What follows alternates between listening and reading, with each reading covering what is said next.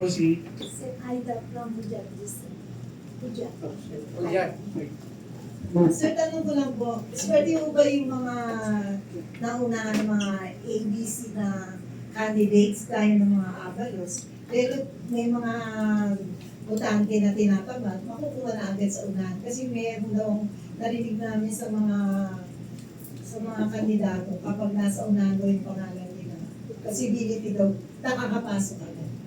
Thank you for that question. It plays a factor. Kaya nga po, bakit po ba nagbago ng pangalan si Senator Bong Revilla? Bakit naisip ng team niya na gawing apelido niya Bong Revilla? Kasi nakita po nila, there's a bias being in front. Bakit po ba ang mga party list, AAAMPIS, teachers, kulang na lang 4 na A.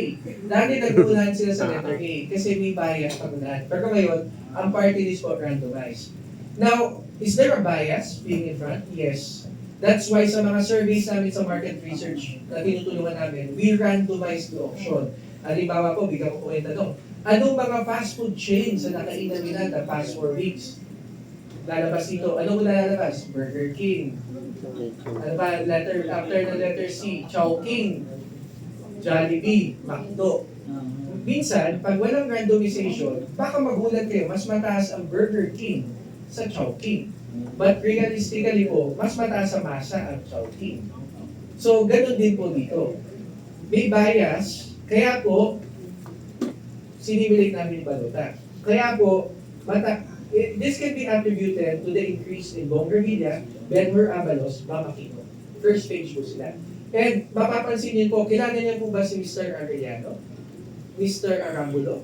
Na tumatakbong senador?